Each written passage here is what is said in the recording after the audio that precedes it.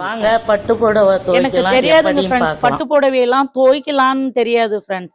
நான் மாட்டும் என்ன பண்ணிட்டேன், பட்டு புடவை வந்து துவைக்காத எடுத்து வச்சுட்டேன். அது என்ன ஆச்சு, நாளடைவில் எல்லா பட்டு புடவையும் கிழிய ஆரம்பிச்சிருச்சுங்க ஃப்ரெண்ட்ஸ். நான் ஒரு நாள் பட்டு புடவை கடைக்கு போய் மறுபடியும் நான் கேட்க போகக்குள்ள அவங்க வந்து, நான் யாருக்கையும் இந்த விஷயத்தெல்லாம் சொல்ல மாட்டேன், உங்ககிட்ட சொல்றேன், அதுல வந்து ஒரு விதமான கெமிக்கல் போடுவாங்கம்மா, அந்த கெமிக்கலை வந்து நீங்க துவைக்காத அலசாத வச்சிட்டீங்கன்னா அத மாதிரிதான் ஆயிடும், அதனால துவைக்கணும் அப்படின்னுட்டு நாங்க. இதே நம்ம ஒரு சாதா ஒரு 300 ரூபாய்க்கு எடுக்கிற புடவை அது வரும் ஃப்ரெண்ட்ஸ். ரொம்ப வருஷமா இந்த புடவைங்கள்லாம் கொஞ்ச நாள்லயே கிழிய ஆரம்பிச்சிருதுங்க ஃப்ரெண்ட்ஸ், பட்டு புடவைலாம். அதுக்கு பிறகுல இருந்து நான் பட்டு புடவையெல்லாம் துவைச்சி அலசி அதுக்கு பிறகுதான் இது பண்ணுவோம். நம்ம வந்து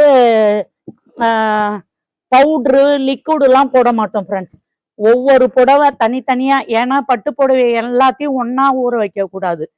இதனுடைய சாயம் அதுல ஒட்டிக்கும், அந்த புடவையோடைய சாயம் இதுல ஒட்டிக்கும். அதனால தனித்தனியா 1 ரூபாய் ஷாம்பு இருக்குதுங்கல்ல ஃப்ரெண்ட்ஸ், அந்த 1 ரூபாய் ஷாம்பை போட்டு ஊற வச்சிருது. ஒரு 2 நிமிஷம் தான், ரொம்ப நேரம்லாம் ஊற வைக்க கூடாது.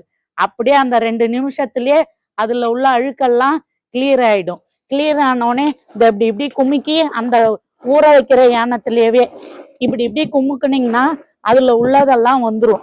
அதுக்கு பிறகுல இருந்து என் கையில பட்டு புடவை கிழியவே இல்லைங்க ஃப்ரெண்ட்ஸ்.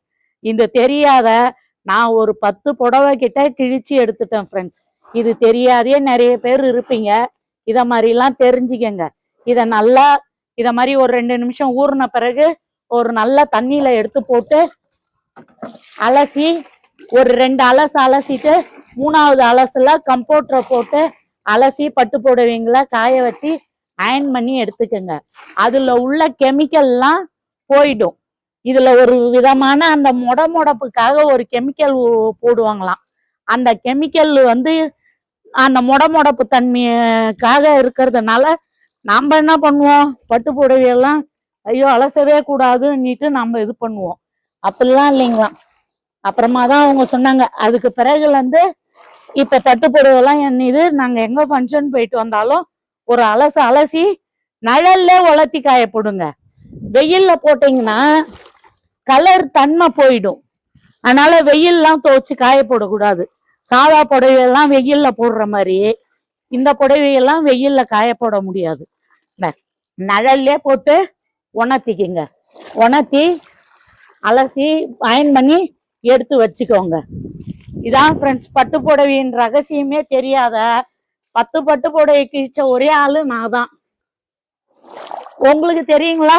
சொல்லுங்க.